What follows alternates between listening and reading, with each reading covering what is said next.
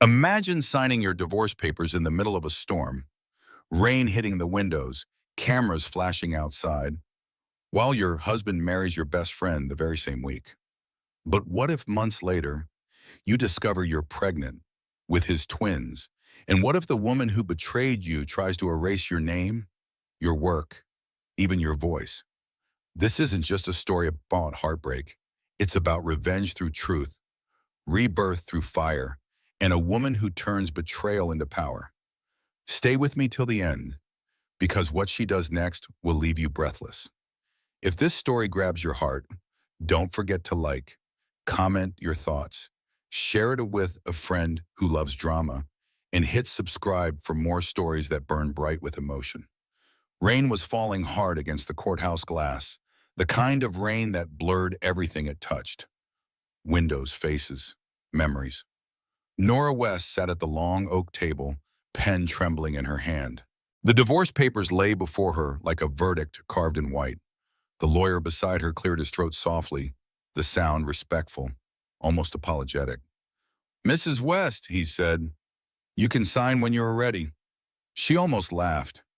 Ready, as if anyone was ever ready to watch their life end in black ink. Her fingers brushed the papers, her name printed next to Ethan Cole's. They had shared that name once, proudly, on the door of their company, Cole and West Innovations. Now it was a ghost partnership dissolved by betrayal. The word lingered in her chest. Betrayal. It had been months since she discovered the truth. Ethan, her husband of 7 years, had fallen for her best friend, Emily Ross, a woman who had once stood beside her at their wedding, the same woman who had helped her decorate the nursery that would never hold a child. Now Emily was wearing Nora's engagement ring, flaunted in glossy magazines beside headlines that screamed success and love reborn. The clerk entered and placed another form on the table. "You just need to initial each page, Mrs. West." Her pen moved on instinct, line by line, signature by signature. She sealed the end of her own story. Outside, thunder rolled. Somewhere deep inside her, a quiet voice whispered, "This is what freedom sounds like." But it didn't feel like freedom. It felt like drowning. When the last page was signed, the lawyer gathered the papers and rose. "I'll file this today," he said gently. "Do you want me to escort you out? The press is outside." Nora shook her head.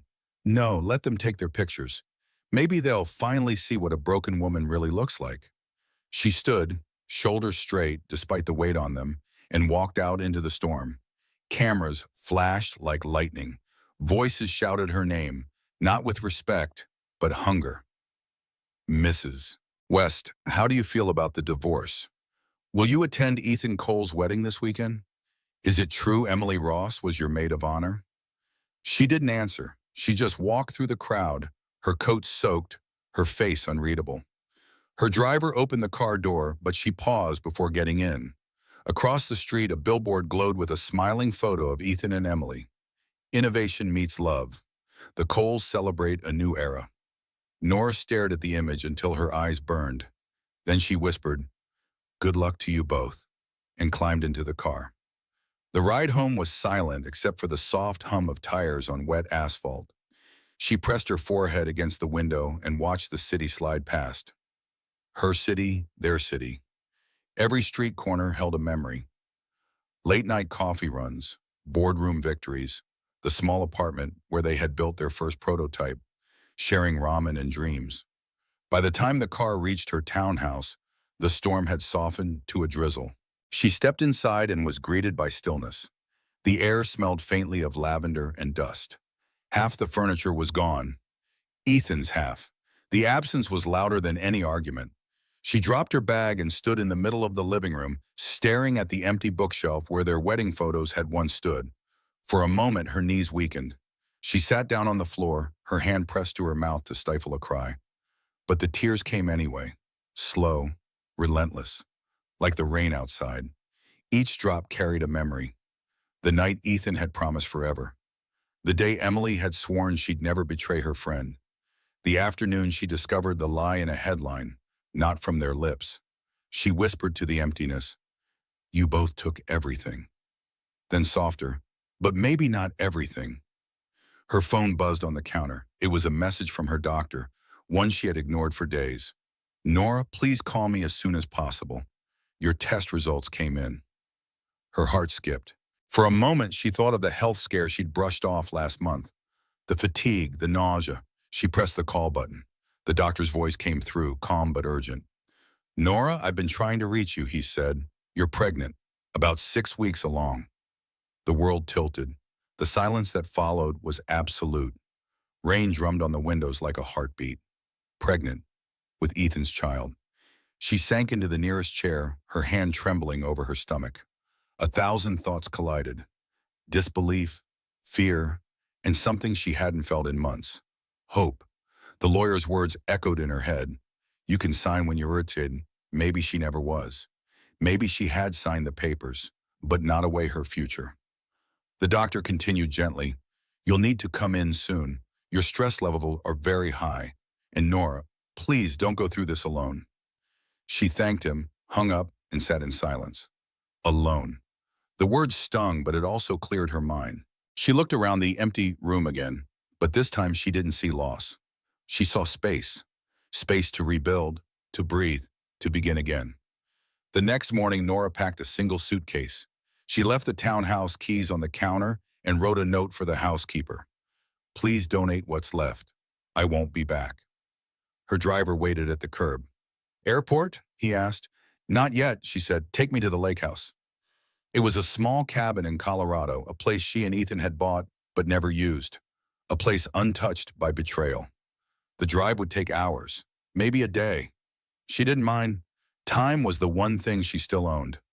As the car merged onto the highway, the city lights faded behind her. The rain had stopped. A pale strip of dawn stretched across the horizon. She placed a hand over her stomach and whispered, It's just us now. Then, as if the words were a vow, she added, I will not let their betrayal define me. We'll start over. We'll find redemption. For the first time in months, she believed it. Outside, the sky cleared. Inside the car, Nora closed her eyes. The story of her divorce was over. The story of her forgiveness and survival had just begun. The road wound upward through mist and pine, carrying Nora West away from everything she had known. By the time her car reached the Colorado border, the sky had turned a deep, forgiving blue. Miles of untouched landscape spread out before her like a promise she hadn't dared to believe in. For the first time since the divorce, her breath didn't hurt. The driver, an older man named Carl, broke the silence. You sure about staying out here alone, ma'am? Not much around except deer and silence. That's exactly what I need, Nora replied softly. Silence doesn't lie. Carl nodded, understanding more than he said. They drove another hour before turning onto a narrow dirt road that led through a thick cluster of aspens. The lake appeared suddenly, a mirror of silver under the morning light. The cabin stood at its edge, small but sturdy, its wooden porch sagging slightly with age. When the car stopped, Nora stepped out into the crisp air. It smelled of pine needles and clean water, a scent she remembered faintly from happier days. She paid Carl and watched his taillights disappear down the road, then turned toward the cabin. Inside, dust motes floated through shafts of sunlight. The furniture was simple, handcrafted. A fireplace dominated one wall, its stone mantle still blackened from old winters. She traced a finger across the mantle's edge and smiled faintly. Ethan had once promised to fix the chimney. He never had. She would hire someone to do it now, not him. The silence settled around her like a soft blanket. For the first time, she could hear her own heartbeat. It no longer sounded like panic. She unpacked slowly. Clothes, a few books, her laptop, and the folded ultrasound photo the doctor had given her. She pinned the photo to the fridge with a magnet shaped like a lighthouse. Two faint shapes floated side by side inside that black and white world. She whispered, You're safe here. I promise. Days passed gently. Nora woke early each morning to the sound of loons calling across the water. She walked along the lake shore, the earth cold beneath her boots, and let the wind comb through her hair. Her body was changing fast. The pregnancy made her tire easily, but it also gave her a strange, steady rhythm. She ate when the babies demanded, rested when they pressed. Each kick reminded her that life continued, whether or not love had survived. At night, she worked. Her old laptop, still filled with drafts from Cole and West Innovations, glowed on the desk. She began sketching new ideas. Branding campaigns for small businesses, freelance projects under a pseudonym. It wasn't much money, but it was hers, untainted by betrayal. Still, some nights the past crept in. She would catch herself rereading news headlines. Ethan Cole and Emily Ross launched new foundation for innovation. Their smiles were perfect, their captions polished. Beneath the photo, anonymous comments tore at her like small blades. She couldn't keep him. Maybe she wasn't strong enough. One night she shut the laptop and whispered to the empty cabin, "Strength isn't loud, it survives." A week later, she met Graham Sterling. The introduction was pure accident. She had gone into the nearby town to restock groceries and stop at the small local bank. When she mentioned she wanted to open an account under her freelance name, the banker told her someone had already filed a dispute against her previous company signature. "That's impossible," she said, startled. The banker frowned. "It came through yesterday from a firm in San Francisco called Quantum IP Holdings. You used to be on the patent file?" The name sent a chill through her. That was Ethan's newest venture, the rebranded version of her old company. She nodded slowly. "Yes, but I no longer work with them." As she turned to leave, a man in a charcoal coat spoke from the doorway. His voice was deep, steady. "Then you might want to hear what they're doing with your name." He introduced himself as Graham Sterling, an investor who had once backed Ethan's early projects. He was tall, graying at the temples, the kind of man who carried calm like armor. Over coffee at the diner, he explained that Quantum IP Holdings had just filed a patent update, removing her co-creator credit from the algorithm she had written 3 years earlier. "They're using it to support the company's new predictive model," he said. "Without your code, they have nothing." Nora's throat tightened. "That algorithm was my work. I built it line by line." "I know," Graham said, "and I can prove it. I still have the original contracts." He slid a thin envelope across the table. Inside were copies of signatures, hers and Ethan's, dated the year their startup they had launched. For a long time, Nora couldn't speak. The betrayal she had already endured now deepened into something heavier. Not only had Ethan taken her love, he had stolen her mind. She whispered, "Why are you showing me this?" "Because," Graham said, "I don't like seeing honest people erased, and because I believe in redemption, for those who fight for it." The word redemption hung between them. He gave her his card and told her to call if she ever decided to reclaim her work. Then he left, leaving behind the faint scent of coffee and rain. That night, Nora sat by the fire and reread the documents until dawn. The flames flickered across her face as she whispered, "He took everything again." Then softly but with new conviction, "Not this time." The following morning, she called her doctor from the cabin. The connection crackled, but the words were clear enough. The latest scan confirmed what he suspected. She was carrying twins. For a moment, the world tilted again. 2 heartbeats, 2 lives, 2 second chances. When she hung up, she walked outside and stood on the porch. The lake shimmered under sunlight. She pressed her hands against her belly and said, "You are the good that came from all that pain." It was the first time she had spoken to them directly. Later that week, she drove into town to buy baby supplies. Just a few things: a blanket, a set of soft yellow booties, a journal where she could write letters for them to read someday.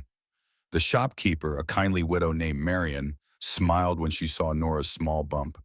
"First one?" Marion asked. "First 2, Nora said with a shy laugh. "Twins! Then you'll have your hands full. But I've learned something, dear. Twice the trouble usually means twice the grace." The words warmed Nora in a way she hadn't expected. Grace. Forgiveness. Perhaps life was trying to give her both. Weeks turned into a quiet rhythm. She began writing again. Not code this time, but thoughts. Each night she filled a few pages in her journal addressed to my loves. She wrote about courage, about the betrayal, about the day she hoped they would understand that pain could become purpose. Outside, winter crept closer. The air turned sharp, the lake glazing with thin ice. She kept the fireplace burning and found peace in its constant hum. Then, one cold evening, her phone buzzed with an unknown number. She almost ignored it, then answered. Nora West? The voice was clipped, professional. This is Anna Levine from Quantum IP's legal division. I'm calling regarding a pending claim. We need you to sign a statement confirming you relinquish all rights to the algorithm. Nora gripped the phone tighter. And if I don't, a pause, then our client will pursue damages for breach of contract and data theft. Her pulse hammered. Tell your client he already took what wasn't his. I owe him nothing. She hung up before the voice could reply. Her hands were shaking. For the first time since coming to Colorado, fear returned. Not the old fear of heartbreak, but of being hunted by the past. She called Graham that night. His calm voice steadied her. They're bluffing, he said. If they push, we'll push back. But you need to be careful. Ethan's new wife runs their PR. She'll spin anything to ruin you. Emily? Nora whispered. The name still tasted bitter. Yes, and she's not above cruelty. Keep records of everything. After the call, Nora stared into the fire for a long time. Flames reflected in her eyes like tiny storms. She whispered, let them come. I'm not the woman who signed those papers anymore. Snow arrived a few days later. The first flakes drifted down like ashes, covering the lake and cabin roof in silence. Nora woke early to the hush and felt the twins move beneath her ribs. She smiled. That morning, she wrote another entry in her journal. To my twins, she began, today the world looks new again. Snow hides the scars for a while, but underneath, the land remembers. Maybe forgiveness is like that. Not forgetting, but learning to live with what's beneath. When she finished, she placed the notebook by the window and watched sunlight scatter across the frozen water. For a fleeting moment, she believed she might actually be safe. But as the day waned, a single email appeared in her inbox. The subject line read, you can't hide forever. No sender, no address, just the message. We know where you are. Her hands went cold. She looked toward the window, half expecting movement among the trees. Only the wind answered. That night, she locked every door, every window, and sat awake until dawn. The first hope she'd found now trembled under the shadow of the old world chasing her again. Yet even as fear tried to claim her, a deeper resolve settled inside. She placed a hand over her stomach and whispered, no more running, not this time. We'll face them, and we'll find redemption. The firelight flickered across her face, catching the glint of determination in her eyes. Outside, the snow kept falling, soft, relentless, covering every footprint that led to her door. The morning after the threatening email, the lake was still frozen, but the air had changed. The peace that had wrapped around Nora West like a quilt now felt thin, like fabric about to tear. She sat at the kitchen table, staring at her laptop screen. The words, we know where you are, still glowed in her inbox, a black hole swallowing the calm she had fought to build. She reread it once more. No name, no address, no clue, just that sentence. Confident, invasive. Nora closed the laptop slowly and whispered, you don't scare me. But her voice shook. Later that morning, she called Graham Sterling. His voice was as steady as ever, but she could hear the tension underneath. They're escalating, he said. I checked with a friend at Quantum. Emily's running the communications team. If she found out you're carrying twins, she might be trying to control the story before it leaks. Nora frowned. What story? I'm not part of their lives anymore. That's not how public image works, Graham replied. You were part of the creation myth, the brilliant partner, the one who vanished. They can't afford you returning as the truth. Nora leaned back, staring at the ceiling beams. Then maybe it's time I stopped hiding. He hesitated. If you do that, they'll come at you harder. Be sure you are ready for war. Her hand drifted to her belly, feeling the faintest flutter beneath. The twins, a reminder of both her loss and her future. I'm not ready for war, she said softly, but I'm ready to stop being afraid. That afternoon, she started gathering everything she had left. Old project drafts, emails, voice memos, anything proving she had created the algorithm. She organized them into folders and backed them up to 3 cloud drives. It was strange how her mind slipped easily back into the rhythm of problem solving. Betrayal had burned her once, but intellect was her weapon now. She'd fight them not with anger, but with truth. Hours passed in a blur. By sunset, she had rebuilt the original architecture map, a complex model of predictive behavior. It was her signature, unmistakable to anyone who understood code. When she finished, she leaned back and exhaled. "There you are," she murmured, "the piece of me they couldn't steal." Outside, snow was falling again, soft and relentless. Inside, the fire snapped like punctuation to her resolve. A week later, Graham called with news. "They move faster than I expected," he said grimly. "Emily filed an injunction claiming your algorithm infringes on her husband's company patent." Nora froze. "That's impossible. They used my work." "I know, but they're trying to bury you under paperwork before you can prove it." She closed her eyes. The betrayal deepened like a cut reopened. "How long do I have?" "Not long. I'm flying in tomorrow. We'll go through everything together." "You are not alone in this, Nora." For the first time in weeks, she felt something close to gratitude. "Thank you, Graham." He paused. "Don't thank me yet. This is going to get ugly." That night, Nora dreamed of fire. In the dream, her cabin was burning, the lake hissing as embers fell into the ice. Two small heartbeats echoed in the smoke, faint but alive. She woke gasping, drenched in sweat. The air smelled of cold and ash. Only a dream, she told herself. But deep down, she knew dreams were warnings when the past refused to stay buried. Graham arrived the next morning, carrying a leather briefcase and the kind of quiet focus that made Nora feel safe. He spread out papers across her dining table. "These are the patent filings from Quantum. See here?" He pointed to the line labeled Code Origin Reference. "They changed the signature date to 2 weeks after your divorce." Nora's pulse spiked. "So they're trying to prove I developed it while under contract to Ethan?" "Exactly," he said, "which would make it corporate property, not yours." "But that's false," she said fiercely. "The original prototype was finished months before that. I have timestamps in my drafts." Graham nodded. "Then we build the case from there. Truth is slow, but it's stronger." She met his gaze. "And Emily? What's her part in this?" He hesitated. "She's the face of the narrative, the devoted wife cleaning up after a scandal. I think she's the one feeding stories to the press." Nora stood pacing the small room. "She took my husband, my name, my code, and now she wants my silence." Graham's voice was calm but sharp. "Then silence is the one thing you can't give her." By noon, they were knee-deep in documents. Nora worked with a precision that startled even her. Betrayal had become a forge, reshaping her into something unyielding. But as the hours dragged on, she felt the strain. Her back ached, her vision blurred, and once, when she stood too quickly, the room tilted.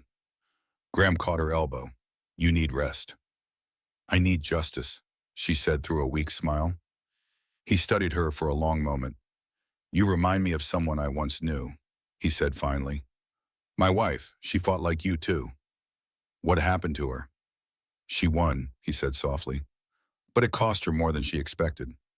Nora understood every victory had a price. 2 days later, the first article appeared online.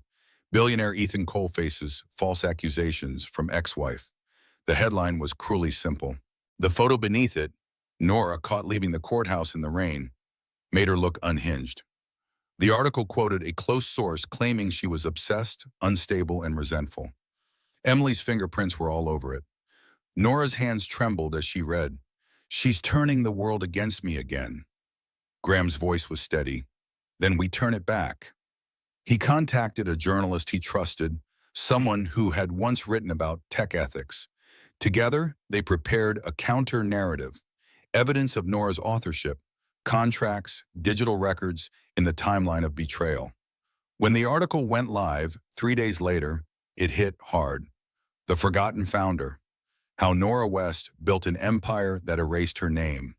The story went viral overnight. Hashtags trended, public sympathy shifted. Ethan's company stock dipped for the first time in a year. Graham called early the next morning. "They're panicking," he said. "Emily's PR team is scrambling. You've struck the first blow." Nora felt both triumph and dread. "Then they'll strike back." "They will," he said, "and harder." The blow came sooner than expected.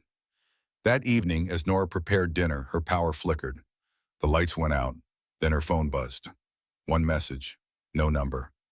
"You think truth protects you? Think again." Before she could react, a sharp crack echoed outside.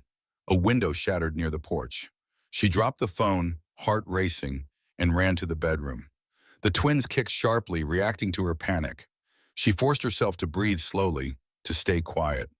Through the broken glass, she saw headlights in the distance, a car idling at the edge of the property.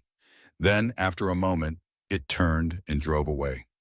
Graham arrived 20 minutes later, pale with fury. "You should have called me sooner," he said, checking the damage. "This isn't just intimidation. It's a warning." "They won't stop," Nora whispered. "Not until I'm gone again. And then we make sure you're not the one who disappears this time." The next morning, Graham contacted the sheriff's office. Patrol cars would check the road twice a day, but they both knew it was only a temporary comfort. Ethan still hadn't spoken publicly. That silence hurt more than any threat.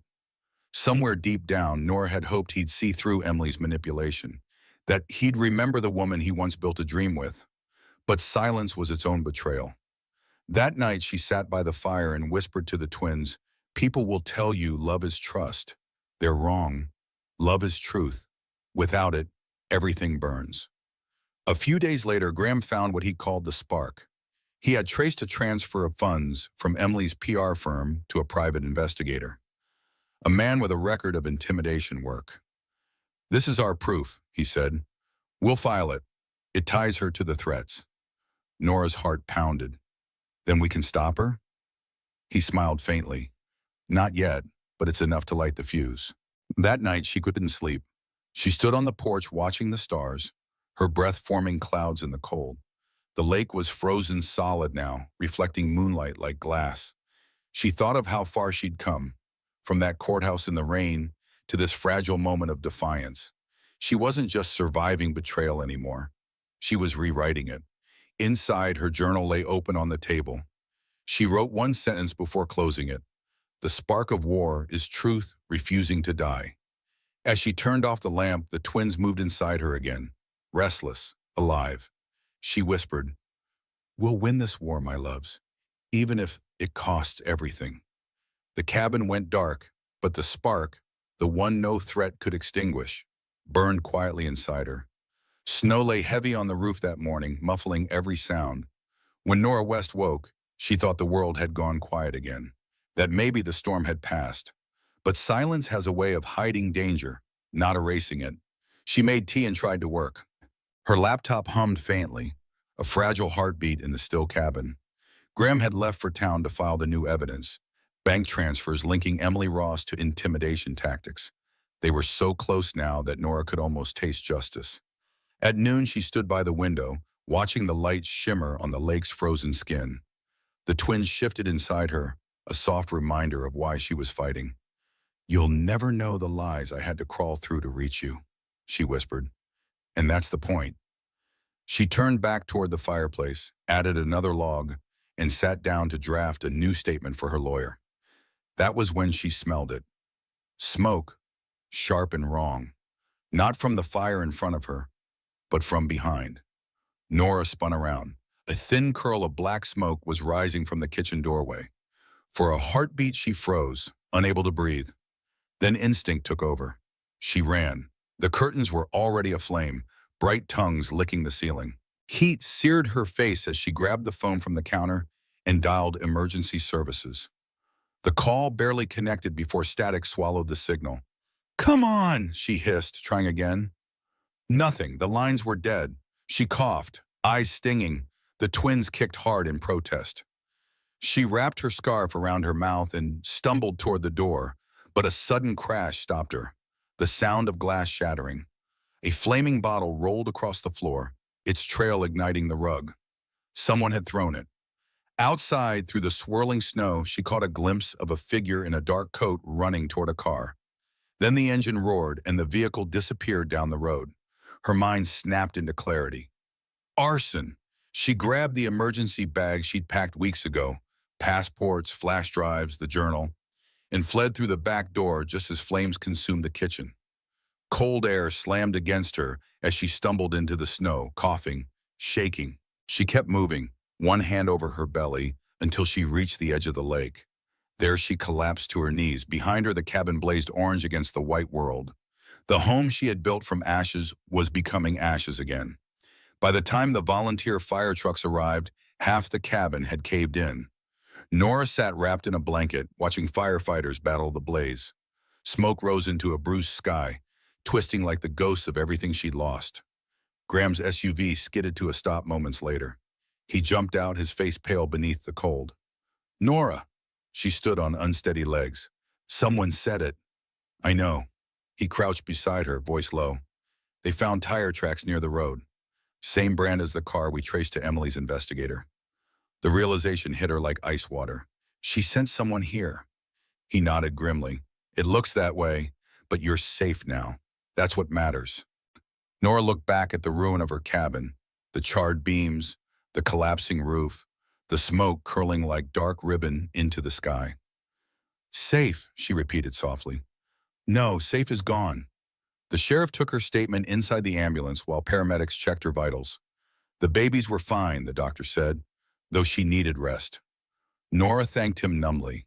When the sheriff finished, Graham approached with a small box salvaged from the wreckage.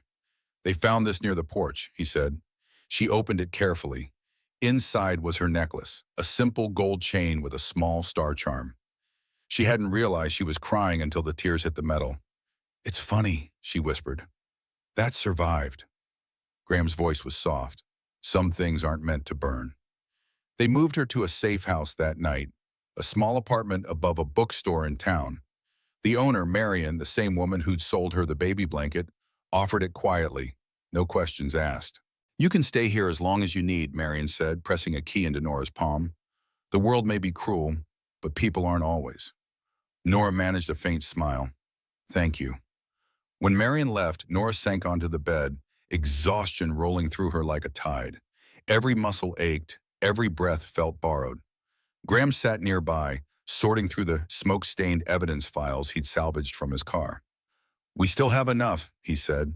The transfers, the contract copies, your draft files, they survived on the backups. We can build a full case. She looked up, eyes hollow. And if the court doesn't care? If money wins again? Then we take it to the press, he said. Expose them completely. There's power in light, Nora. You taught me that. Her gaze softened. You sound like someone who still believes in redemption. He smiled faintly. I have to, otherwise what's left? Days passed in a haze of recovery. Reporters called, but Nora ignored them. The sheriff's investigation confirmed arson. They found traces of accelerant near the back door and footprints leading to the road. It was deliberate. One evening while the snowstorm raged outside, Graham brought dinner in his laptop. I've got something, he said. Surveillance footage from a gas station 2 miles from your cabin. Watch. The video showed a man filling a red jerry can, glancing nervously toward the camera. When he turned his head, Nora's breath caught.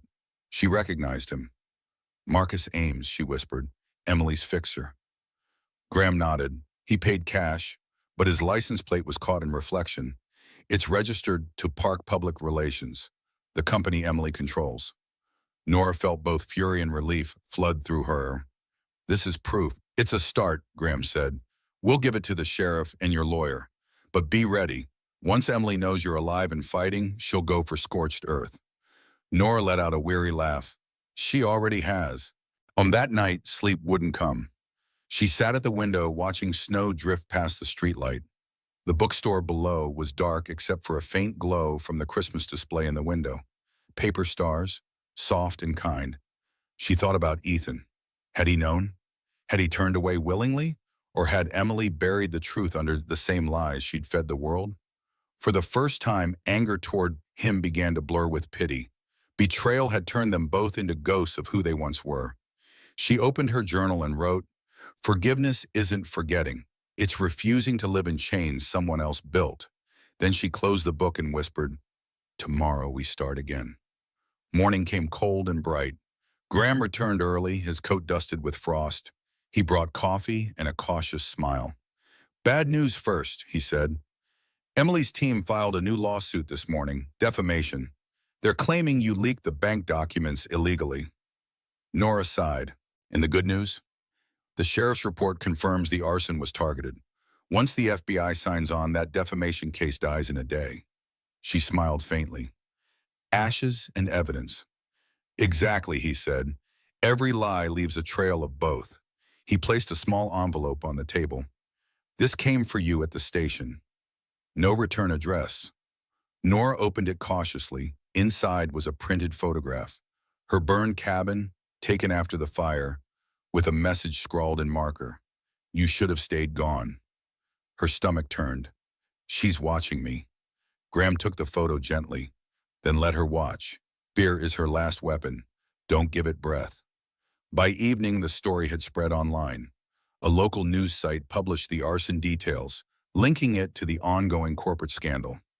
Comment sections buzzed with outrage and sympathy. For the first time, the tide was turning in Nora's favor. Messages poured in from women who'd lost their work, their credit, their voices to powerful men. One wrote, "You're showing us that silence isn't safety." Nora read each one carefully, tears forming behind her eyes. She whispered, "Maybe that's why I survived." Later that night, Graham received a call. His voice changed as he listened. Tight, measured.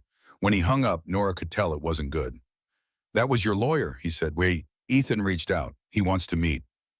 Her pulse jumped. "Why now?" "Because the board is threatening to suspend him. Your story's bleeding into his empire. He might finally want to tell the truth." Nora stared at the window where snow pressed softly against the glass. "And what if it's another trick? Then you'll face it and know for sure." She took a slow breath. The baby shifted again, as if echoing her unease. "Tell him I'll meet him," she said finally, "but not in California. Here, on my ground." The meeting was set for the following week. Graham arranged everything, neutral location, security, press kept far away. But as the days counted down, Nora felt the old anxiety return. The thought of seeing Ethan again, of confronting the man who'd chosen betrayal over truth, churned inside her like a storm. Each night she tried to imagine what she'd say. Why? How could you? Did you ever love me at all? But when the moment came, she knew words would fail. Some wounds live beyond language. 2 nights before the meeting, she walked to the lake's edge again. The storm had passed, leaving a world of glassy ice and pale light. She whispered to the twins, "You were born of betrayal, but you'll live in forgiveness. You'll never inherit my bitterness." The wind carried her breath away, scattering it into the quiet. Behind her, the lights from town glowed faintly, human warmth against a frozen world. She turned back toward them and whispered, "We rise from ashes, not because we're unbroken, but because we refuse to stay buried." Her reflection looked back from the ice, stronger now, steadier. The face of a woman who had lost everything and still stood. When she returned to the apartment, Graham was waiting. "Ready?" he asked. Nora nodded. "Tomorrow begins the reckoning." He smiled faintly. "Then tonight, rest. The war started with fire, but it will end with truth." She looked once more at the photo of her ruined cabin, then tore it in half and dropped it into the trash. "Let the past burn," she said softly. "I've got brighter things to build." Outside, dawn began to color the horizon. The ashes had cooled, the evidence waited, and the spark of war glowed into something greater: justice. The cafe was almost empty when Nora arrived. It sat on the edge of town, facing the lake, all glass and pale wood, the kind of place where silence had texture. Snow clung to the windows in thin lace patterns, and the smell of roasted coffee drifted through the air like memory. She chose a corner table near the window. The sky outside was a flat, colorless gray, and the lake beyond looked frozen solid. Her reflection stared back from the glass, older, steadier, but still carrying the faint ache of everything she had lost. Graham had insisted on coming, but she'd refused. "I need to face him alone," she'd said. He'd nodded reluctantly, promising to wait in the car nearby. Now, as the minutes stretched, Nora's pulse kept time with a ticking wall clock. She traced the rim of her coffee cup and wondered whether seeing Ethan again would hurt as much as remembering him did. The door opened. A gust of cold air swept through, and there he was. Ethan Cole looked nothing like the man from the headlines. Gone was the easy charm, the immaculate suit, the glow of corporate triumph. The man who stepped inside wore a dark coat dusted with snow and an expression that seemed carved from regret. His eyes, once quick with confidence, now carried the quiet exhaustion of someone who had built an empire on sand. He spotted her and stopped. For a moment, neither moved. Then he approached slowly, as if crossing fragile ground. "Hello, Nora." he said. Her name on his tongue sounded strange, almost reverent. She nodded. Ethan? He hesitated before sitting. You look different. So do you, she replied. I suppose betrayal changes people. He flinched. I deserve that. Probably, she said softly, but I didn't ask you here for apologies. He exhaled, relief and tension blending in one breath. Then why? To ask the one thing that still matters, she said. Did you know? His brows drew together. Know what? That your wife tried to kill me. The words hung between them like frost. Ethan's face went white. What are you talking about?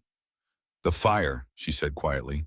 The investigator you hired, Marcus Ames, poured gasoline on my porch. He was seen on camera. The car was registered to Emily's firm. Ethan stared at her, disbelief giving way to horror. Nora, I swear to you, I had no idea. I haven't spoken to Marcus in months.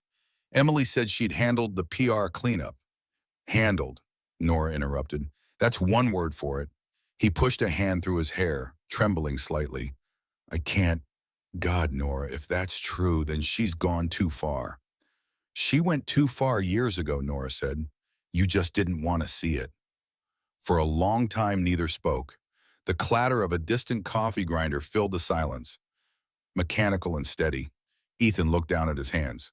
When I found out you'd left the company, I thought you wanted out. Emily said you were unstable? Nora finished for him. Angry? Obsessive? His throat tightened. She said you couldn't handle the pressure, that you'd sabotage the prototype. She gave a small, humorless laugh. And you believed her? He met her eyes, guilt naked on his face. I wanted to believe her. It was easier than believing I'd failed you. Failed me, she repeated, voice rising for the first time. You didn't just fail me, Ethan. You erased me. You let her take my work, my reputation, my life. All because it was easier. He didn't argue. He just sat there, shoulders caving under the weight of truth. I know, he said quietly, and I've spent every day since wishing I could undo it. Outside, snow began to fall again, fine, delicate flakes drifting past the glass. Nora's reflection blurred, the two of them mirrored against the pale world beyond. Ghosts in the glass. She spoke more softly now.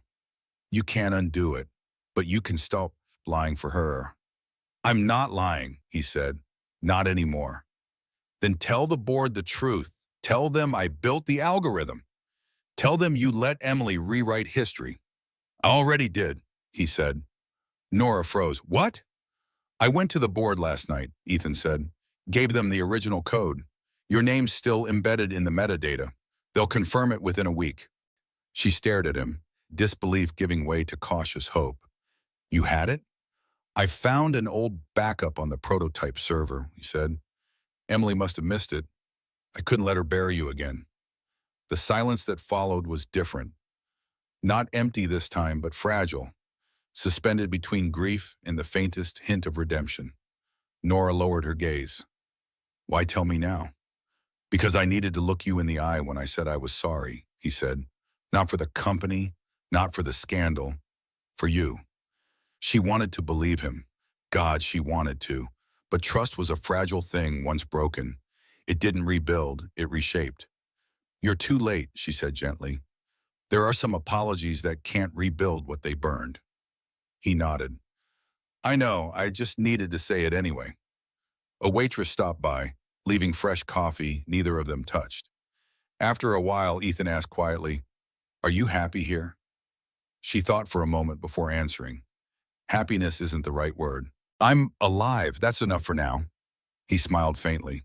You always could find strength in ashes. Her lips curved into something between a smile and a sob, and you always assumed the fire would never touch you. He accepted the rebuke without defense. You're right. They sat watching the snow fall for a long time. Finally, Nora asked, Why did you marry her? Ethan looked up sharply, but her voice wasn't angry, just tired. He took a slow breath. Because I was a coward. Because I wanted someone who told me I was right, even when I wasn't. You never did that. I loved you too much to lie, she said. I see that now, he murmured, and I see how blind I was. Everything I thought I wanted, success, control, it was just noise. When you left, the silence was unbearable. Nora's eyes softened despite herself. Then maybe you understand a little of what I felt. I do, he said, every day. They fell quiet again. Outside, the world was white and still. Inside, their breaths fogged the glass, mingling for an instant before fading away. Finally, Ethan spoke again. Graham told me you're expecting. She hesitated, surprised. He shouldn't have. He only said you were safe. I guess the rest, he said. Twins, right? Her hand moved instinctively to her stomach. Yes, a boy and a girl. He smiled sadly. Well, you always did everything in twos. 2 ideas, 2 cups of coffee, 2 lives at once. Or fam. Nora felt her throat tighten. They're the only good thing that came out of all this. I'd like to help, he said quietly, if you'll let me. Her eyes met his. Help how? Financially, legally, whatever you need. I can't change the past, but I can make sure their future is safe. She studied him for a long time. You think money fixes everything? No, he said, but maybe honesty can. For the first time, she saw something real in him. The man she had loved before ambition hollowed him out. The man who had believed in their dream. She nodded slowly. If you want redemption, Ethan, tell the truth. To everyone. Publicly. Then maybe we can talk about forgiveness. He nodded, voice barely a whisper. You'll have it, I promise. They sat in silence again, 2 souls separated by years of betrayal, joined only by a fragile understanding that some ghost could never be exorcised. Only acknowledged. The snow outside thickened, coating the windows until the world beyond disappeared. I should go, Nora said finally. The twins don't like sitting still this long. Ethan stood. Of course. She gathered her coat and turned to leave, then hesitated. You said you went to the board. What happens next? They'll investigate. When they do, Emily's lies will unravel. It might destroy her. Nora looked at him carefully. And you? He gave a weary half-smile. Maybe I need a little destruction too. They walked to the door together. Cold air swept in as they stepped outside. The snow crunched beneath their boots, the sound clean and final. For a moment they stood side by side looking out at the lake, still frozen, still beautiful in its quiet defiance. Ethan said softly, I never stopped loving you, Nora. She didn't look at him. Love isn't enough, she said. It has to be true, or it's nothing. He nodded. Then maybe I'll spend the rest of my life proving it. Do it for yourself, she said, not for me. They stood there a moment longer, the wind tugging at their coats, the snow swirling between them like ghosts refusing to rest. Then she turned and walked away. Graham was waiting in the car, engine idling. When she slid into the passenger seat, he glanced at her face. How did it go? She stared straight ahead. Quietly. That bad? No, she said after a pause. Maybe that good. He didn't press. They drove in silence, the tires humming softly over snow. Outside, twilight deepened, painting the sky in bruised shades of violet and gray. Finally, Graham spoke. You know this isn't over. I know, Nora said, but something changed. What? She looked out at the falling snow, her reflection faint in the window. He looked at me like a man who finally saw the wreckage he built. Maybe that's a start. Back at the apartment above the bookstore, she lit a small fire in the hearth and sat by the window. The glass reflected her face in the flames behind her, past and present merging like 2 halves of a truth she could finally bear to look at. She opened her journal and wrote, Today, I met a man who used to be my husband. The ghost between us didn't vanish, but they learned my name again. Maybe forgiveness isn't light. Maybe it's just learning to live with the shadows. She closed the notebook and pressed her palm against her stomach. The twins moved faintly, small ripples beneath her skin. Someday, she whispered, you'll ask me who your father was. I'll tell you he was flawed, but brave enough to face the truth. And that's more than I ever expected. Outside, snow fell against the window. Soft, endless, forgiving. And for the first time in years, Nora West didn't feel haunted. She just felt awake. The morning broke too bright for winter, the kind of light that looked unclean but hid sharp edges. Nora woke to the sound of her phone vibrating across the nightstand, An unfamiliar rhythm, insistent, wrong. She reached for it. Notifications filled the screen like falling glass. 52 messages. Her name, her face, and headlines screaming louder than any alarm. Nora West faked her data to extort tech titan Ethan Cole. Ex-wife's redemption exposed as manipulation. Leaked audio reveals bitter mother-to-be threatening revenge. The articles poured across every feed, each quoting a grainy voice recording. A woman sounding desperate, furious, promising to destroy him. It wasn't her voice, but it was close enough to fool anyone who wanted to believe the worst. Her stomach clenched. The twins shifted inside her as if sensing danger. "Emily," she whispered, "you move fast." Within an hour, Graham was pounding up the stairs to the apartment above the bookstore. He held the morning newspaper, the ink still damp. "She staged it perfectly," he said, breathless. They released the audio through a fake journalist account linked to her PR firm. "It's everywhere." Nora took the paper. Her own eyes stared back at her from the front page. Hollow, grainy, caught mid-blink in a frame from the courthouse years ago. "She didn't just smear me," she said. "She buried me alive." "We can prove it's fabricated," Graham said. "Voice synthesis models leave patterns. I know a forensic specialist in Denver." A crash cut him off. The window behind them exploded inward. Shards scattered across the floor. Both ducked instinctively. A rock rolled to a stop near Nora's foot. A paper was taped to it. "Go home before you burn again." Graham pulled her back from the glass. "Downstairs, now." Marion, the bookstore owner, stood at the foot of the stairs clutching her phone. "I called the police," she said, voice trembling. "Someone was watching from across the street, hood up, drove off in a black SUV." Graham nodded. "Same make as the one near the cab of fire." Nora's pulse hammered. The quiet refuge above the bookstore now felt like a trap. Every corner seemed to breathe. Every shadow had eyes. Within minutes, 2 officers arrived. They took statements, photographed the broken glass, promised increased patrols. One of them, young and sincere, said, "You might want to relocate again, ma'am. Whoever's doing this means business." But Nora managed a thin smile. "I'm tired of running." By afternoon, the online storm had worsened. A viral hashtag, #NoraTheLiar, climbed into trending lists. Commentators dissected her interviews, twisting every quiet word into motive. The world loved its villains, especially when they were women who refused to stay silent. Her lawyer called from San Francisco. "They're demanding a public retraction," he said. "If we can't prove the clip's fake by tomorrow, Quantum's board will push for a defamation suit." "Tomorrow," Graham repeated. "That's deliberate. They're forcing a collapse." Nora sat very still. Then she said, "If they want a public response, they'll get one." That night, she dressed carefully. Dark jeans, a white sweater, hair tied back. No armor except truth. Graham set up a single camera in front of the apartment's book-lined wall. "Are you sure?" he asked. "Once this goes live, there's no taking it back." "I'm sure," she said. "I spent years letting them tell my story. Tonight I tell it myself."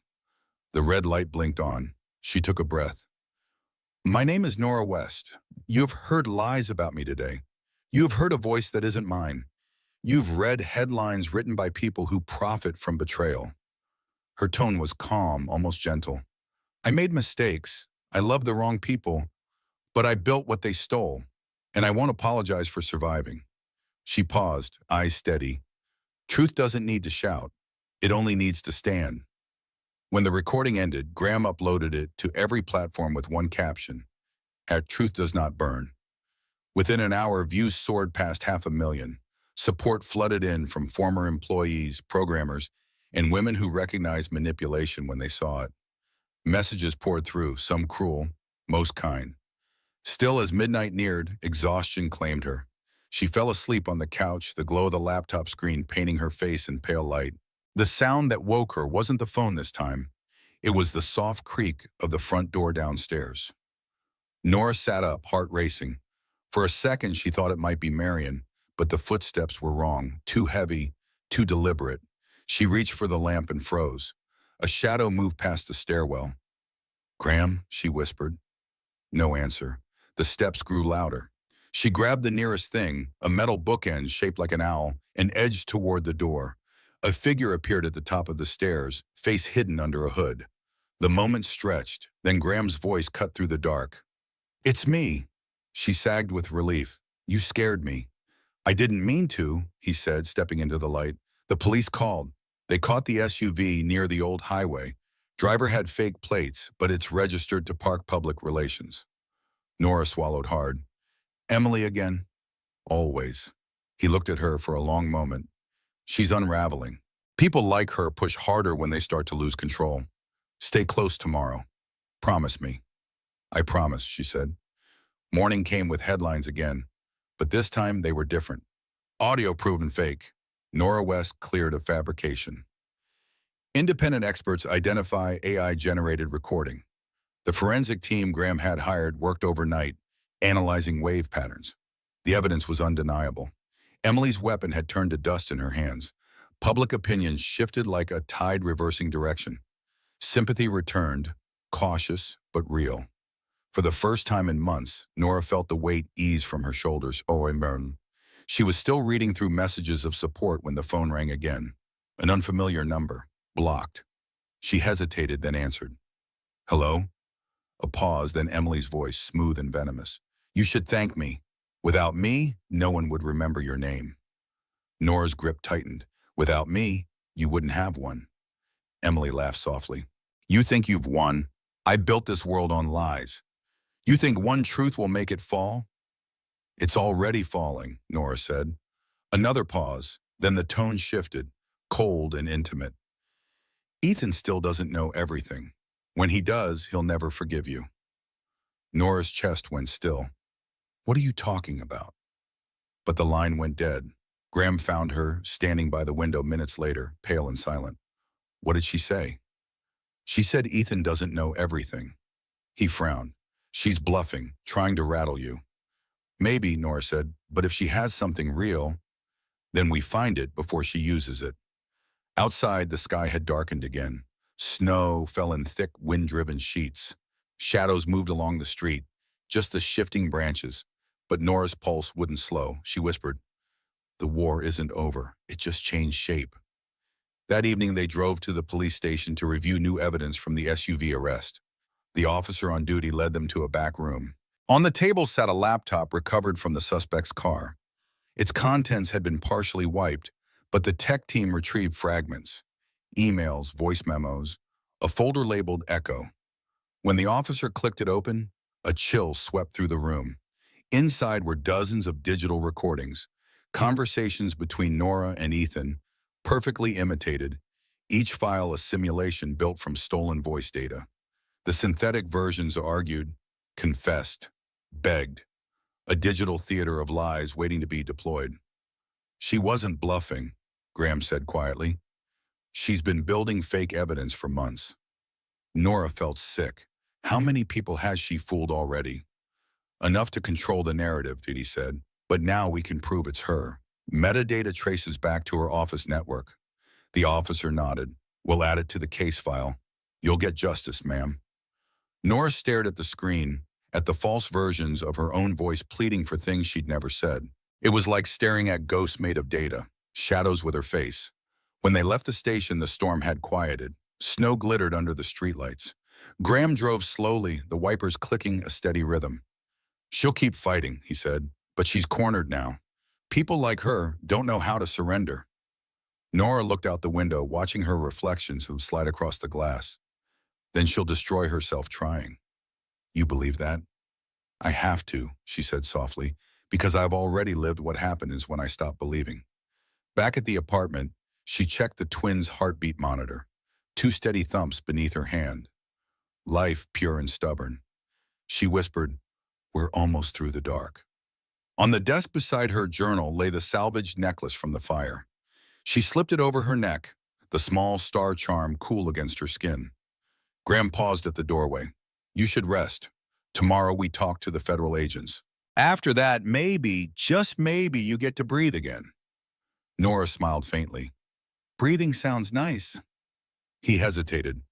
"For what it's worth, I think Ethan finally sees you for who you are." "Maybe," she said, But seeing isn't the same as standing beside me.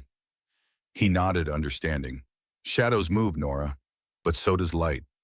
She watched him leave, the door closing softly behind him. Later, when the apartment was quiet again, she stood at the window, looking down at the snowy street. Across the Wemawanda, a figure watched from a parked car, unmoving, half hidden by falling snow. She couldn't see the face, but she didn't need to. Emily was still out there, waiting, planning. Nora didn't flinch. She turned off the lights, letting the darkness claim the room, and whispered into it, "You can watch all you want. The next move is mine." The figure didn't stir, but the engine started, headlights cutting through the storm before vanishing into the night. Nora stayed by the window until the last trace of taillight disappeared, her reflection faint against the glass, tired, fierce, alive. The next morning smelled of metal and snow. By the time Nora and Graham reached the federal field office in Denver, dawn was only a pale smear behind the mountains. The city felt half awake, a giant drawing breath, before the day began. Inside the glass-walled building, everything was bright and sterile.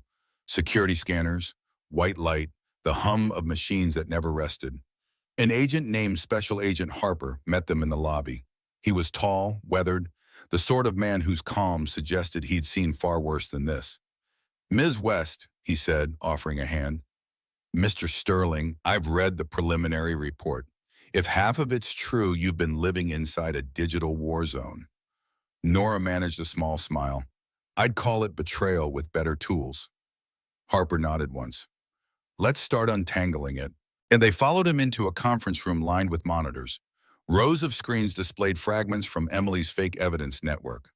Hundreds of deep-fake voice files, cloned signatures, ghost accounts echoing Nora's old life. Each file shimmered like a mirror, reflecting lies. Harper gestured toward the wall. "We pulled this from the laptop you recovered." Every synthetic recording was routed through 3 proxy servers, all led back to a PR subcontractor in Los Angeles. Park Public Relations. "Emily's shell company," Graham said. Harper nodded. "She's been laundering data through it for at least 8 months. Our cyber unit traced payments from Quantum's discretionary funds, signatures authorized by Ethan Cole." Nora's breath caught. "He didn't know," she said automatically, then stopped. "Did he?" Harper's tone stayed neutral. "That's what we'll find out. For now, we need your cooperation." "You still have the original algorithm backups?" "Yes," her voice steadied. "They're in 3 encrypted drives. Metadata, draft chains, my timestamps, all intact." "Good. Those files are the fire we'll burn the lies with." Hours passed in the hum of keyboards and low conversation. Agents cataloged evidence while Graham cross-checked contracts and transfer logs. Nora moved between screens, helping identify patterns. Her own voice turned against her, word by word. Watching it made her skin crawl. Each fabricated clip was almost perfect. The right rhythm, the right pitch, only slightly too smooth around the edges. She whispered, "It's like hearing a ghost breathe through my throat." Harper gave a short nod. "That's why it's dangerous. Truth doesn't just need proof anymore. It needs witnesses." Graham looked up, and she has the media wrapped around her finger. "Not for long," Harper said. "When we drop this, it's going to explode." Nora studied the scrolling data. For the first time since the fire, the fear in her chest felt like purpose. By noon, they had enough for an affidavit, proof of wire fraud, falsification, and cyber harassment. Harper's team would raid Park Public Relations that evening. All Nora had to do was stay out of sight. But safety had never been her nature. "I want to be there," she said. Harper shook his head. "This isn't a movie, Ms. West. It's a federal operation." "Then think of me as evidence," she replied. "She built her lies using my voice. I want her to see the real one." Graham touched her arm. "Let them handle it." She met his eyes. "I've spent too long letting others fight my battles. If this is the end, I want to witness it." Harper studied her a moment, then sighed. "You stay in the vehicle until I say otherwise. Understood?" "Understood." Dusk fell hard over Los Angeles. Rain blurred the skyline into streaks of gold and gray. The convoy of unmarked cars stopped outside a sleek office tower whose glass walls glowed with the warmth of people who thought themselves untouchable. From the back seat, Nora watched agents move, black jackets, radios crackling.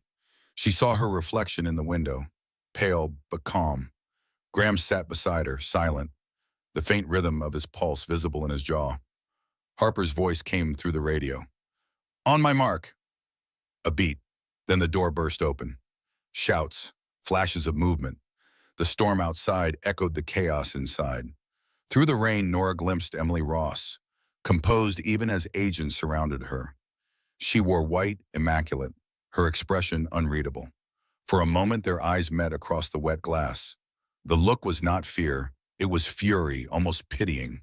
Then Emily smiled, a small, knowing curve that said, "You're too late." Half an hour later, Harper returned to the car, soaked but composed. "We've got her servers, her accounts, her laptop. She's in custody." Nora exhaled. It should have felt like victory, but something in Harper's face stopped her. "What is it?" She kept saying the same thing, he replied. "You think this ends with me?" Graham frowned. "She has backups." Harper nodded. "We're searching, but if she's planted more fakes, they could surface anywhere." Nora closed her eyes. Even in defeat, Emily's shadow stretched long. They flew back to Denver the next morning. Nora slept little on the plane. When they landed, her phone buzzed. Dozens of alerts again. This time the headlines were worse. Explosion at federal evidence facility. Files from Park Public Relations destroyed. Her throat closed. "What?" Harper called within minutes. "We don't know how. The evidence room caught fire an hour ago. Sprinklers malfunctioned. Most drives melted before recovery."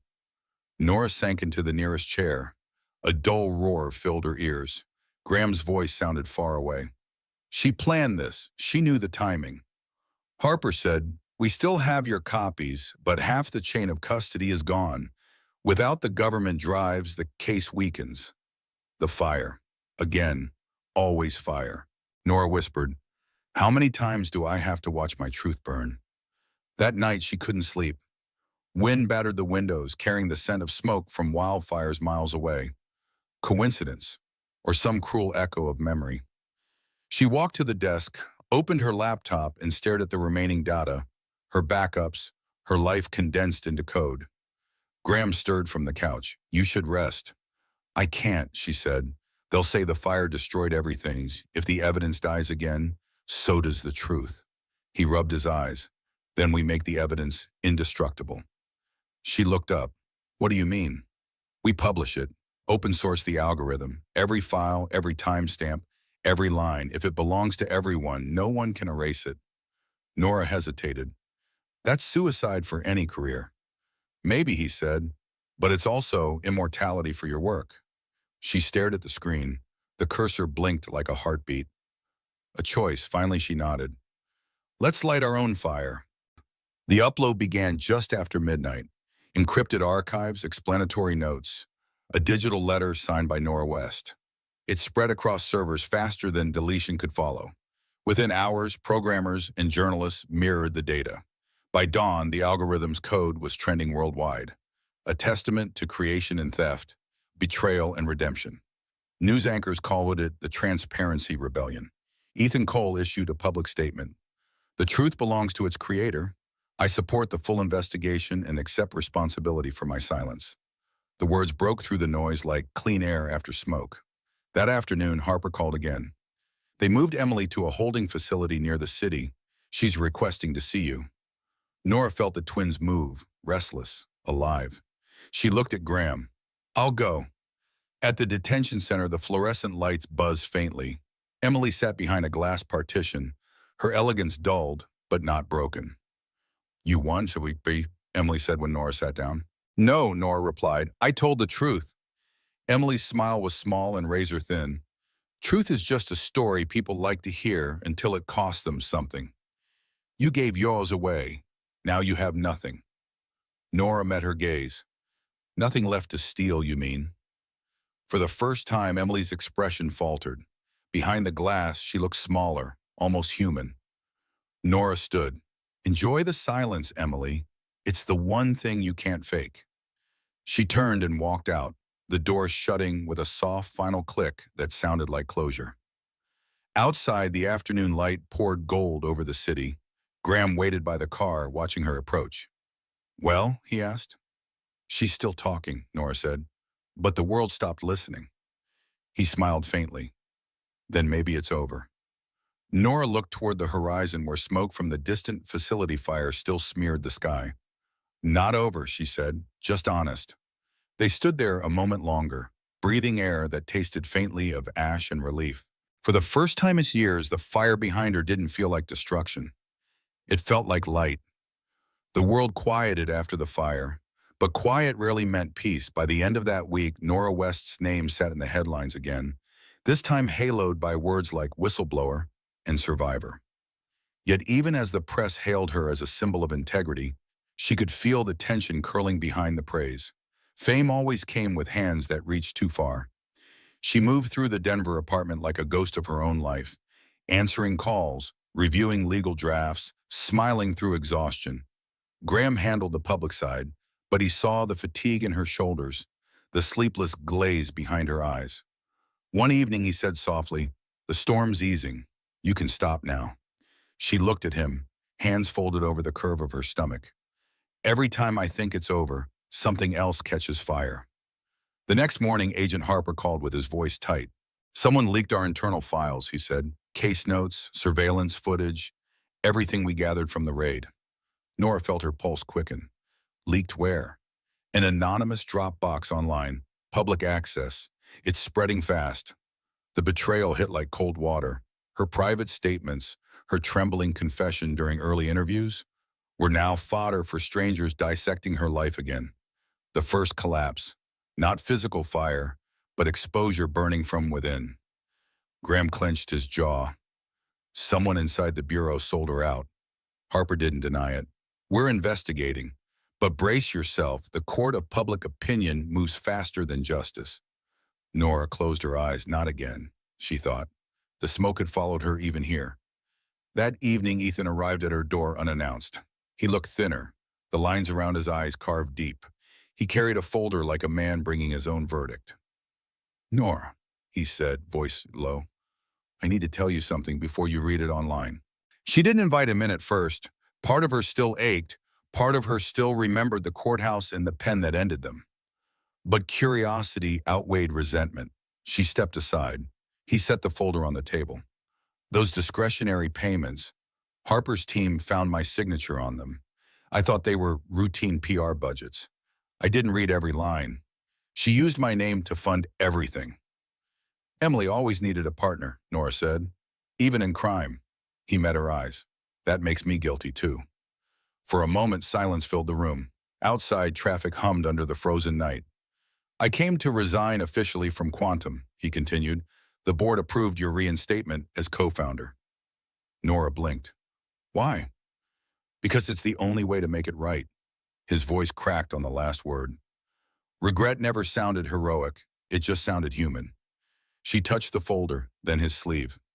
"You can't rewrite what burned," she said. "But you can stop pretending there was no fire." He nodded, eyes wet. The second collapse wasn't betrayal this time. It was truth, heavy and unrelenting. By dawn, Denver woke to chaos. Servers hosting Nora's public code were under coordinated attack. Thousands of IP addresses flooded the network, burying mirrors, corrupting backups. Graham burst into the apartment, holding his laptop. "She's still out there," he said. "Or someone loyal to her. They're trying to erase everything. Can we stop it?" "I'm trying." His fingers flew over the keys. "I built redundancies, but if they breach the cloud encryption, the entire archive goes dark." The twins kicked sharply under her ribs, a warning or courage. "Then we fight back," she said. She sat beside him, typing commands, rerouting files through anonymous servers, spreading copies faster than deletion could chase. Lines of code scrolled like prayer. For an hour, it was a war in silence, the sound only of rain against glass and keystrokes hammering faster than fear. Then, at last, Graham exhaled. "We stabilized the network." Nora leaned back, trembling. "We won?" He shook his head. "We survived. That's not the same thing." But for now, it was enough. The third collapse had come and gone, leaving only smoke and breath. Later that night, Nora stood on the balcony wrapped in a blanket. Below, the city lights shimmered like constellations. Graham joined her, 2 mugs of tea steaming in his hands. You know, he said quietly, the world keeps breaking the people who still believe it can be fixed. She smiled faintly. Then maybe we're the ones stubborn enough to keep trying.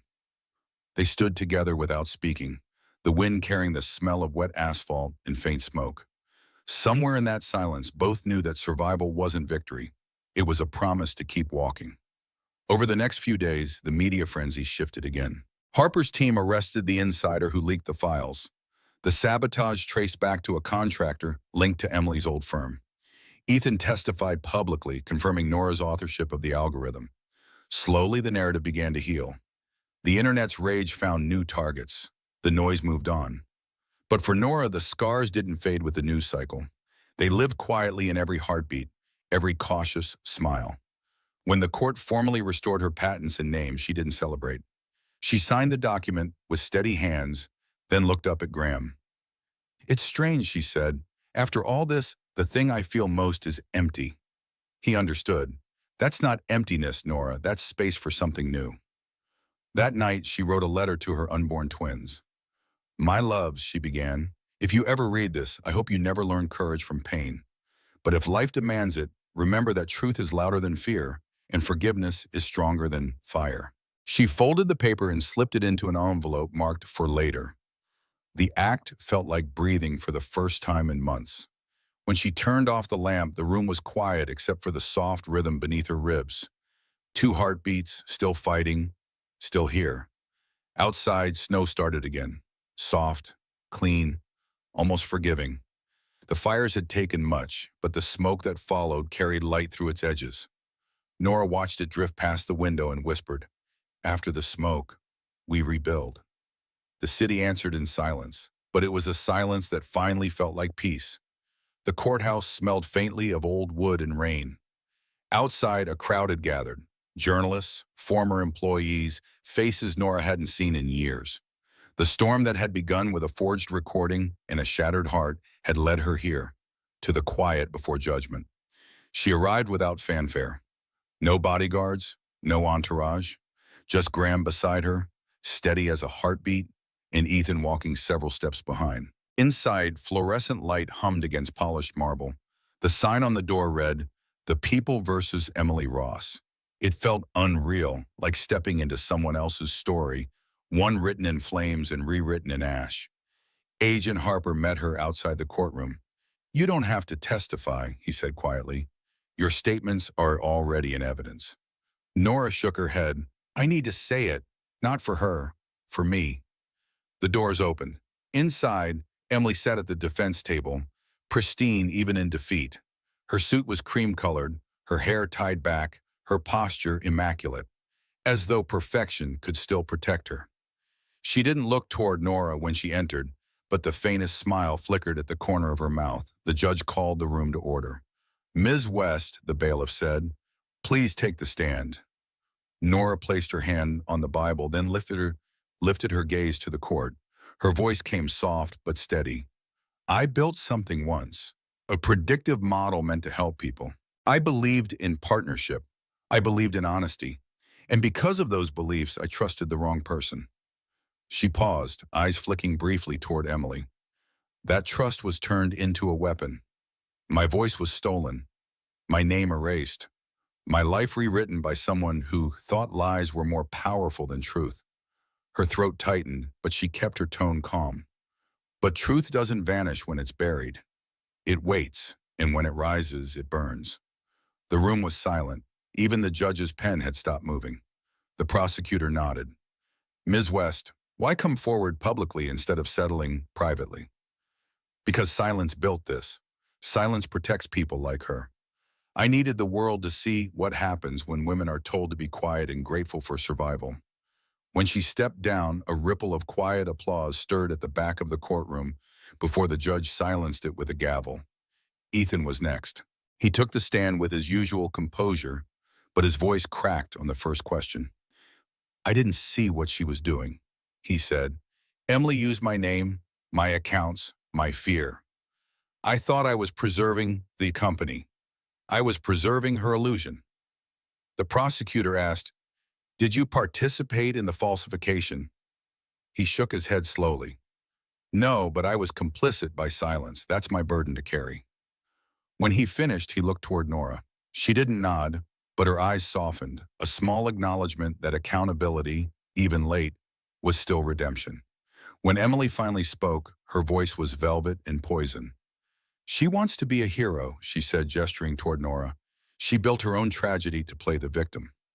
You all want to believe that story because it's cleaner than the truth. The prosecutor frowned. And what is the truth, Ms. Ross? Emily leaned forward. The truth is that genius and ambition destroy the weak. She couldn't handle the world she built, so she let me shape it. Everything I did, every lie, kept her relevant. Nora stared at her. You didn't save me. You erased me. Emily smiled. And you still came back. That's what makes you dangerous. The judge intervened. Enough. This court deals in evidence, not philosophy. But even as the gavel struck, Nora realized Emily's words weren't madness. They were envy polished into performance. By late afternoon, the jury returned. The forewoman's voice trembled only once as she read the decision. On all counts, wire fraud, identity fabrication, obstruction of justice, and attempted arson, we find the defendant guilty. A rush of sound filled the room. Relief, whispers, the click of cameras outside. Emily didn't flinch. She only tilted her head, watching Nora with cold fascination. As the bailiff moved to escort her out, Emily leaned close enough to whisper, You win today, but every truth has a shadow. Someday yours will come for you. Nora didn't reply. She simply said, Then I'll meet it in the light. Rain had started again by the time she stepped onto the marble steps. The air smelled of wet concrete and something cleaner, like the edge of spring. Reporters shouted questions. Flashbulbs cracked through the mist. Graham held an umbrella above her, shielding her from the chaos. What are you feeling right now, Ms. West? One voice called. She stopped, turned toward the crowd, and spoke clearly. Freedom doesn't mean forgetting, she said. It means forgiving yourself for believing the wrong people. I'm still learning how to do that. Then she turned away from the cameras, leaving the sound behind her like fading thunder. That evening, Nora sat alone in her apartment. The windows were open, letting the rain drift against the sill. The twins kicked softly under her ribs, tiny reminders that life kept moving even when the world stood still. She opened her laptop and typed the final lines of her public statement. Justice is not revenge, it's restoration.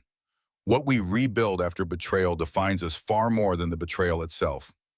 When she hit send, the message went live across every platform. Within minutes, comments began to pour in, strangers thanking her, sharing their own stories of betrayal and survival. For the first time, she didn't feel alone. Graham knocked lightly and stepped inside. Harper called and he said, Emily's being transferred tonight. Minimum 15 years. Nora nodded. It won't undo the damage. No, Graham said, but it closes the chapter. She looked out the window again. Then maybe it's time to write the next one. He smiled softly. You already have. As the night deepened, she thought about all the people watching her story unfold, those who had believed her and those who hadn't. The dilemma wasn't just hers. It was universal. How do you trust again after everything breaks? Maybe the answer wasn't in trust. Maybe it was in resilience. The choice to keep living with open hands even after they've been burned. She whispered to the quiet room, I forgive you, Ethan.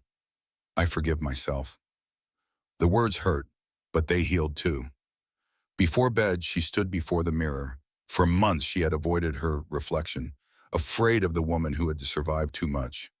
Now she studied her face, the lines, the faint scar near her temple, the calm in her eyes. There was no rage left, only resolve. She whispered, It's done.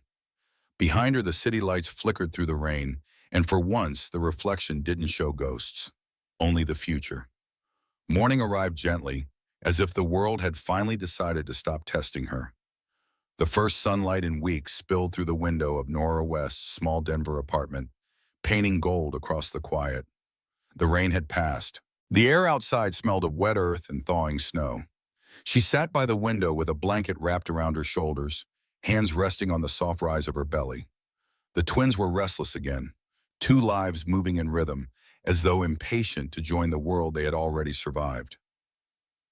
The trial was over, the lies were ashes, and for the first time in years there was silence that didn't feel like punishment.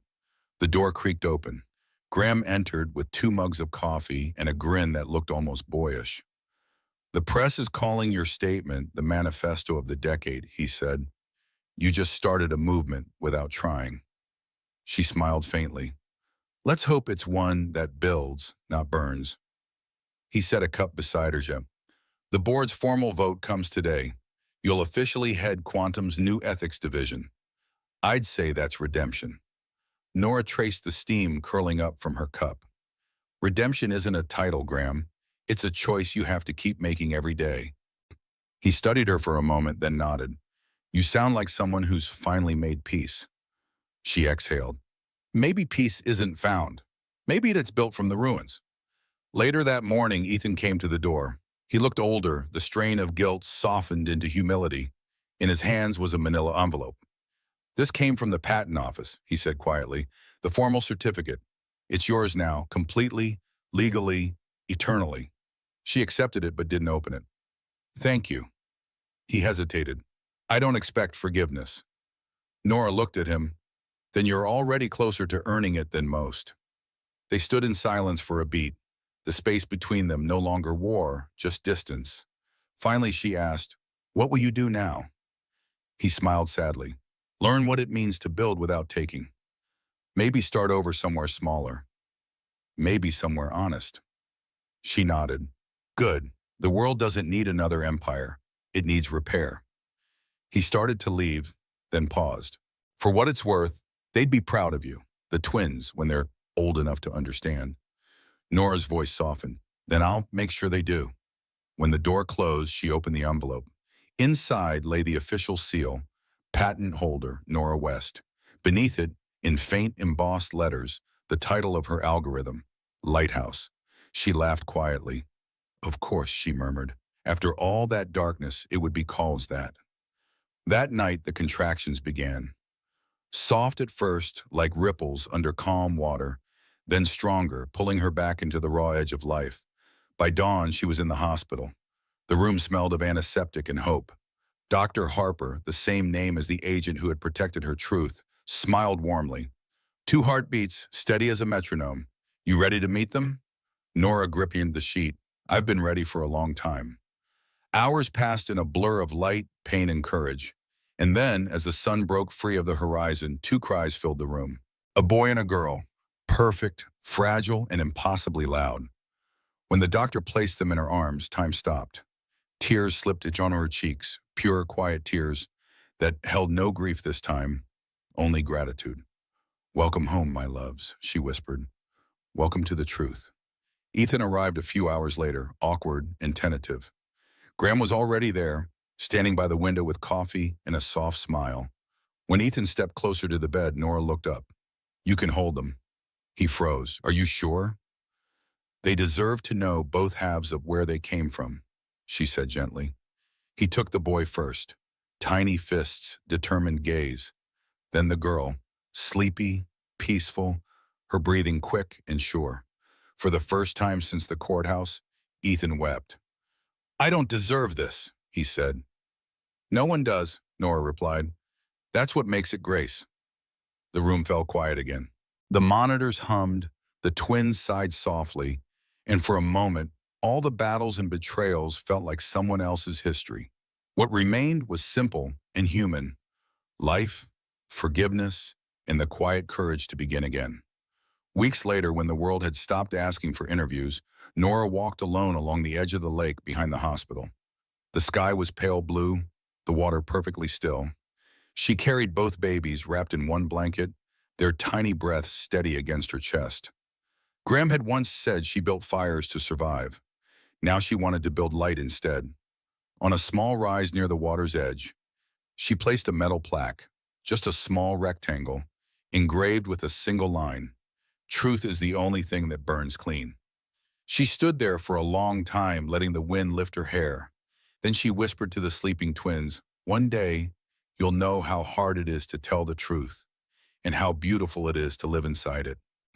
That night, she wrote again, this time not for the press, not for defense lawyers, but for the future. To River and Grace, she began, you were born from the ashes of everything I lost. If the world ever tries to convince you that silence is safety, remember your mother stood in the fire and found her voice. When you tell your truth, do it kindly, but never quietly. She sealed the letter and placed it beside the others in the small wooden box labeled Legacy. Then she turned off the lamp and looked toward the crib. The twins slept curled together like mirrored stars. Outside, the moon rose over Denver, full in silver. Its light poured through the window, washing the room in peace. Months later, the headlines moved on. The world found new scandals, new stories to dissect. But in one corner of Colorado, a quiet house stood filled with warmth and laughter. The woman once defined by betrayal had become something else entirely. Proof that even the worst endings could lead to beginnings worth keeping. Every morning, Nora would step out to the porch with her coffee, watching the sunrise reflect off the lake. She no longer feared fire. She had become light itself. And when the wind carried faint echoes of her past, the courthouse, the whispers, the storms, she only smiled and said softly, thank you for teaching me how to rise. The twins stirred inside, tiny voices calling for her. Nora turned toward the door, toward the sound of life waiting, and walked inside. The door closed gently behind her. The world outside glowed.